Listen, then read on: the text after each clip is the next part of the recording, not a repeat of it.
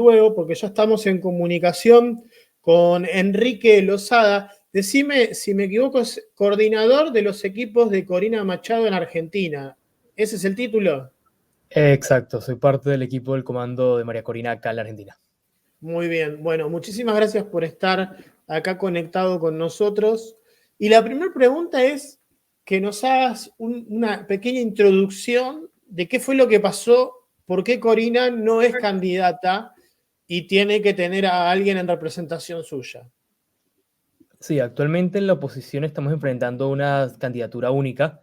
La oposición votó el 22 de octubre del año pasado por un liderazgo bastante claro. María Corina ganó las primarias con el 90% de los votos y era la candidata de la Plataforma Unitaria Democrática, que somos todos los partidos que nos oponemos frontalmente a la dictadura de Nicolás Maduro.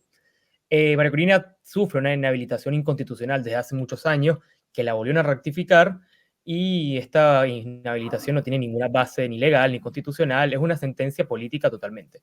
La sorpresa fue que la representante que María Corina nombró, que es la doctora Corina Lloris, una académica sin experiencia política, que nunca había ejercido ningún cargo público, una señora de 80 años incluso, se postuló y el gobierno la inhabilitó por el simple hecho de llamarse Corina. O sea, su crimen era llamarse igual que la candidata inhabilitada.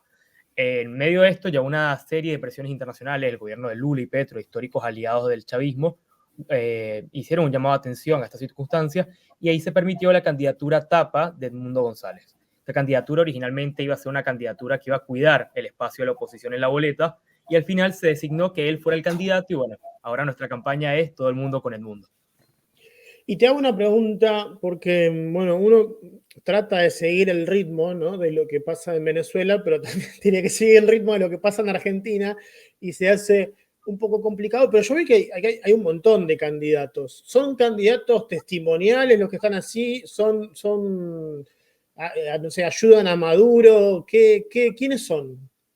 En Venezuela le decimos candidatos alacranes. Los alacranes son esos candidatos que son una especie de oposición satélite, o sea, son opositores que Maduro le financia la campaña, que siguen o sea, si Maduro dice que María Corina es una terrorista, ellos van y repiten que María Corina es una terrorista sin ninguna base. O sea, son esos candidatos eternos que siempre, ejemplo es Claudio Fermín. Claudio Fermín ha sido candidato de los 90, históricamente en cada elección que ha habido y siempre financiado en parte estos últimos años por el chavismo. Entonces, sí, son estos candidatos que le lavan la cara al régimen, pero el tema es que ya nadie compra que ellos sean opositores. Y te hago una pregunta para que yo creo que en estas situaciones es difícil que alguien se lo pregunte, ¿no? Porque vos tenés de frente a Maduro y decís, bueno, es el monstruo a derrotar, pero ¿cuál es la propuesta de Corina y de Edmundo para Venezuela en caso de hacerse con el gobierno en Venezuela? Lo más importante de esta elección del 28 de julio es que por primera vez estamos viendo los quiebres internos en el chavismo y una unidad opositora que nos permite enfrentarnos a esta elección con la oportunidad de cobrar la victoria. ¿Y para qué queremos cobrar la victoria? Justamente, el plan de gobierno de María se puede resumir en 3 puntos muy simples: orden, plata y familia. Orden porque el país está desordenado hace muchos años, nuestra situación, 8 millones en el exilio, una economía desorganizada, las Fuerzas Armadas cometiendo crímenes de lesa humanidad y obviamente una corrupción que no tiene perdón de Dios.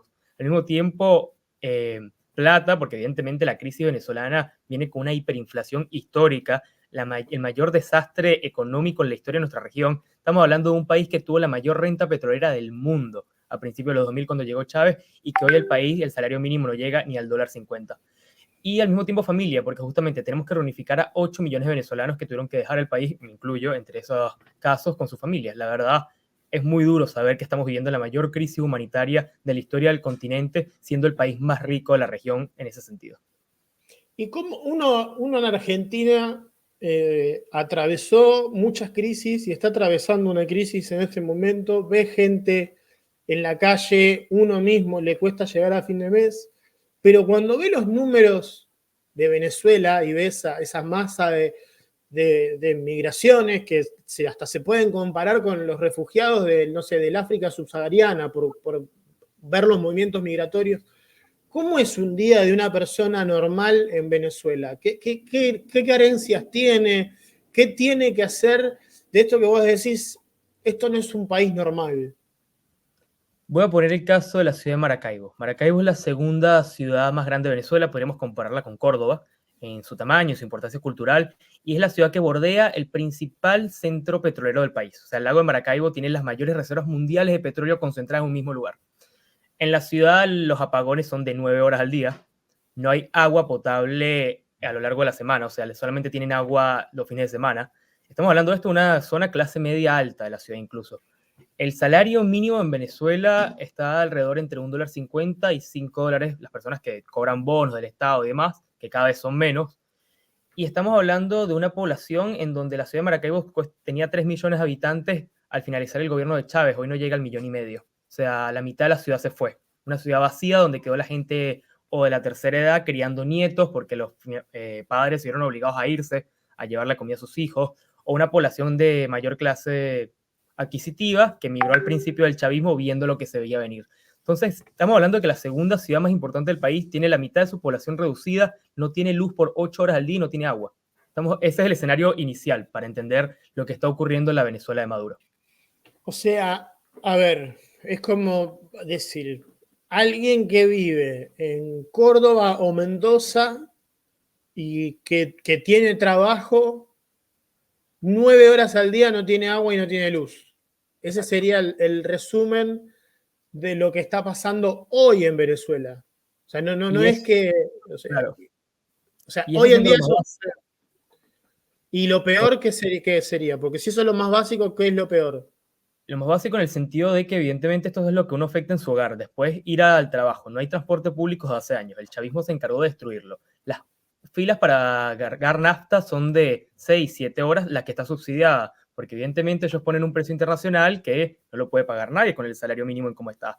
Las colas para comprar comida justamente con bonos son cada vez más, o incluso los supermercados que ahora están un poco mejor en comparación a otras épocas, tienen muchos productos, pero son impagables para el común denominador. Entonces es muy desesperante para la gente entrar a un supermercado, ver que ahí están los productos, pero ver que no tiene para comprar y que años posteriores pasaron hambre y una circunstancia que depende de las remesas que te mandan desde el exterior. Entonces la persona promedio en Venezuela no tiene servicios básicos y ni hablar se intenta quejarse, se intenta protestar, probablemente venga algún funcionario del régimen y eres desde amenazas, multas hasta cárcel. En Venezuela no existe el Estado de Derecho hace muchos años y los ciudadanos de a pie son los que más sufren estos abusos a sus derechos humanos básicos todos los días. Y a ver, yo te pregunto, por ejemplo, no creo que suceda porque no voy a tener poder adquisitivo para hacerlo, pero consigo el dinero para ir a cubrir las elecciones en Venezuela como extranjero y contrario al régimen de Maduro. ¿Qué me puede llegar a pasar? ¿Cómo se me puede llegar a dificultar mi trabajo? ¿Qué puede pasar con la prensa libre allí? Justamente hoy estamos recordando 17 años del cierre de RCTV. Radio Caracas Televisión fue el principal canal de la televisión venezolana durante años, más de 50 años presente en la televisión pública venezolana y que por ser opositor al régimen de Chávez, ni siquiera estamos hablando de Maduro, ya estamos hablando de Hugo Chávez, se cerró. El motivo, se les acabó la concesión, una concesión que había sido renovada durante décadas por todos los gobiernos de todos los colores. Eso fue el primer ataque grande que sufrió la libertad de prensa en Venezuela y que con el régimen de Maduro este ataque se expandió. Actualmente, dentro de los presos políticos que hay en Venezuela, hay muchos periodistas y muchos de los líderes de la oposición justamente salieron del periodismo, porque los ataques a la libertad de prensa han sido históricos. Hoy por hoy, para estas elecciones, el 28 de julio, el gobierno no está acreditando a periodistas internacionales ni siquiera a observadores internacionales. Es decir, esta elección la vamos a tener que verificar la oposición y por eso en parte María Corina y Edmundo están llamando a esta red de 600K, que es que la mayor cantidad de gente pueda inscribirse para ser observadores o fiscales, porque la realidad es que el régimen está haciendo todo lo posible para que sea la elección menos limpia posible en la historia del país. Saben que pierden y están buscando amañarla aún más todavía. Y a eso iba. O sea, yo veo los videos de María Corina y veo los videos de Diosdado Cabello desde Tomás, donde no hay gente que lo sigue. No quiere decir esto, pues también hay que ser realista, uno como analista político, no puede decir por esto que todo el mundo va a ganar las elecciones, pero te da un indicio de que hay gente que tiene apoyo popular y hay gente que perdió ese apoyo popular. ¿Cómo? O sea, ¿tienen la posibilidad, está la chance de que ustedes puedan evitar el fraude en las elecciones? Fraude va a haber. Y eso es lo más importante de entender. Para el chavismo, ante una elección de presidente del condominio de un edificio, hay fraude. Eso es la realidad en Venezuela. Pero la diferencia está muy clara en varias circunstancias. Uno, la unidad opositora. Por primera vez hay un liderazgo que ejerce ese liderazgo de una manera muy activa. Como lo dices vos, María Corina está recorriendo todo el país de manera muy directa, hablando con la gente, yendo a pueblos de 20.000, 30.000 personas y movilizando esos pueblos como nunca antes. Y lo más importante de esta unidad es que esta unidad viene con organización.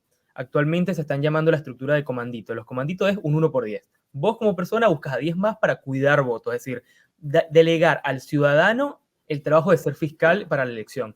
Y esta red de comanditos cada vez crece más. La gente está muy, muy esperanzada en que esta elección tiene la posibilidad de cambio.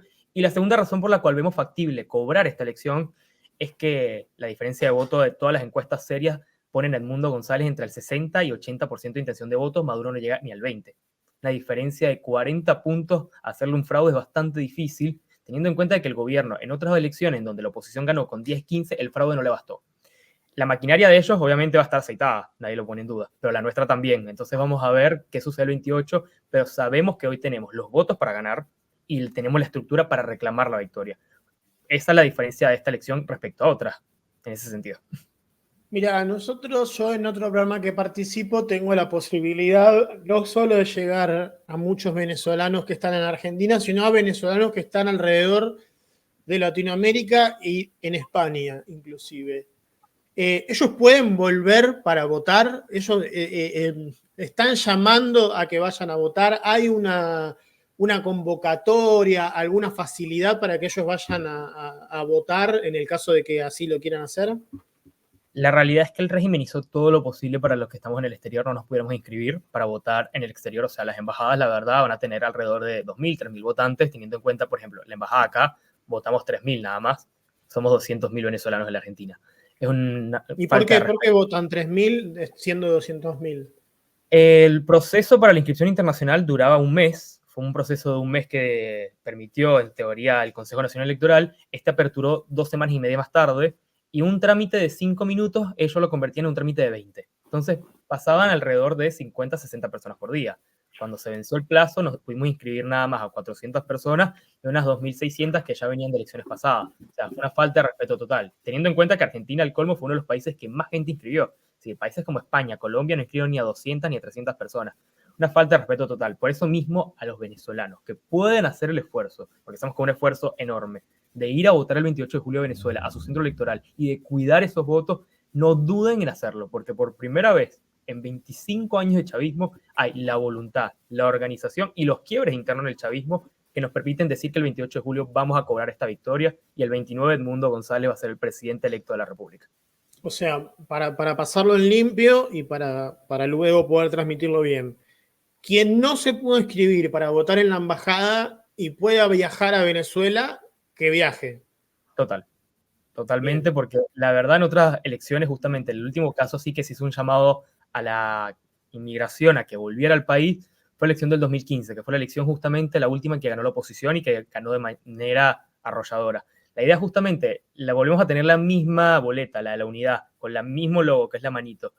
Volvamos a llevar ese espíritu del 2015 a esta elección del 2024, teniendo en cuenta de que ahora contamos con el 80% de intención del voto y una líder que va a ir hasta el final, porque esta es la frase más importante de María, hasta el final.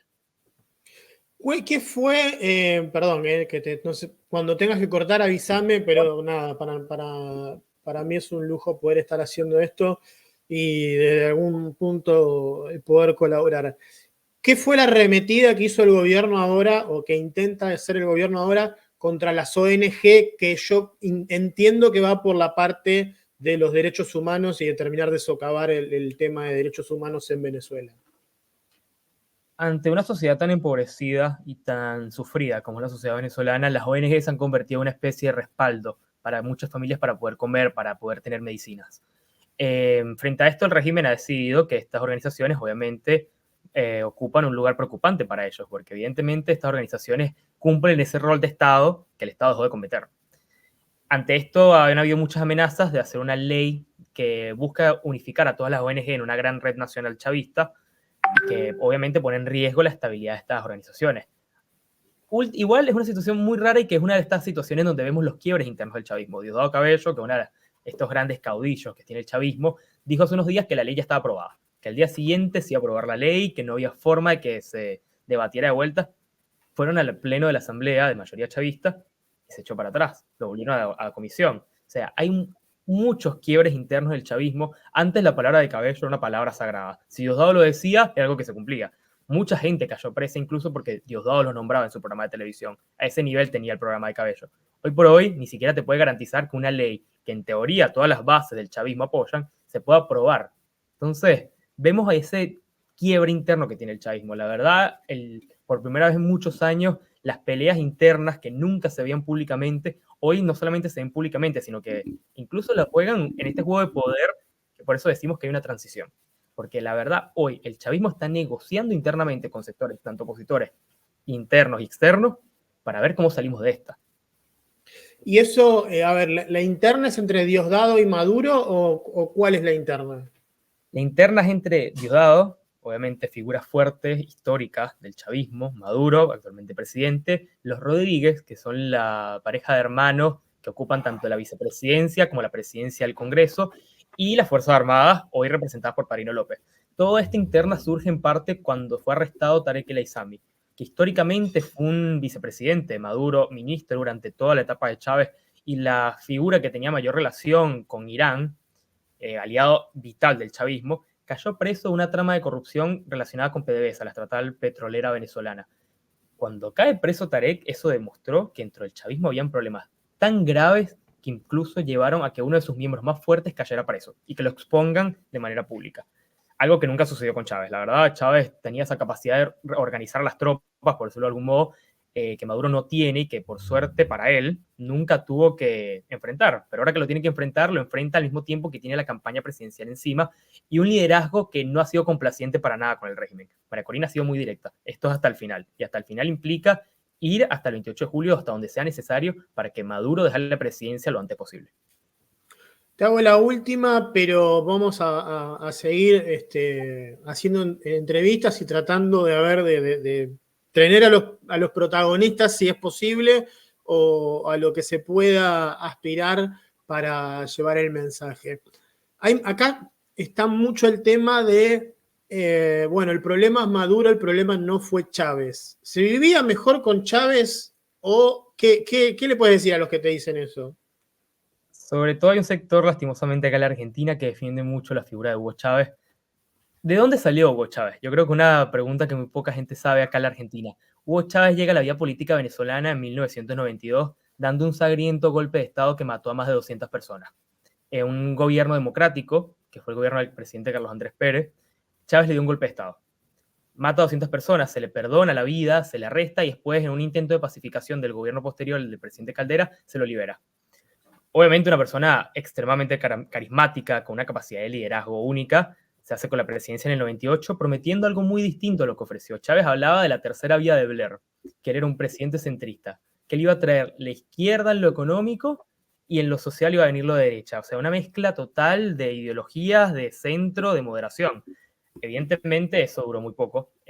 Llama a la constituyente, se lleva puesto muchos poderes del Estado y vino una figura de Chávez que ya empezó a arrestar gente, que empezaba a atacar públicamente.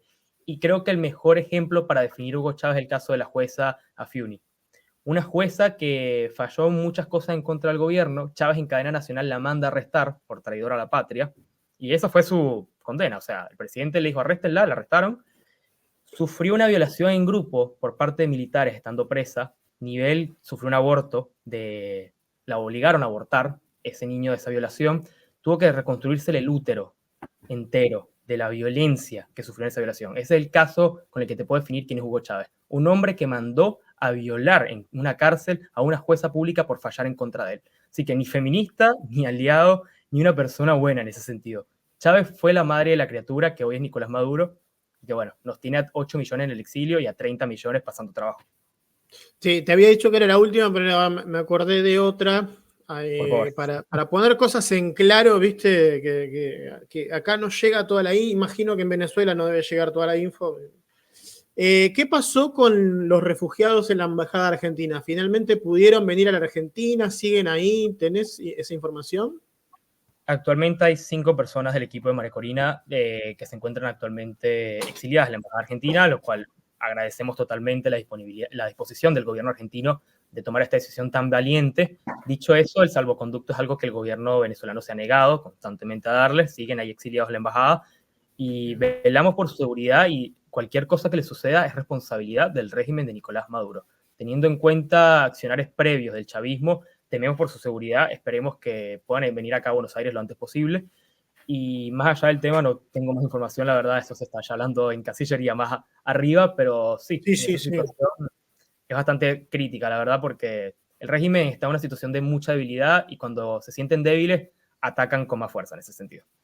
Sí, eso es como el león herido Total, que ataca. literal. Pero bueno, vamos desde donde se pueda a aportar nuestro granito de arena, tanto desde este canal como desde otros canales, para poder, en esto yo lo decía cuando arrancaba el stream, acá no hay parcialidad periodística, ¿no? Esto es una cuestión que va más allá de eso. Así que bueno, cuenten con nosotros para lo que necesiten, Enrique, y seguimos al habla para cada vez que podamos armar algo, armarlo.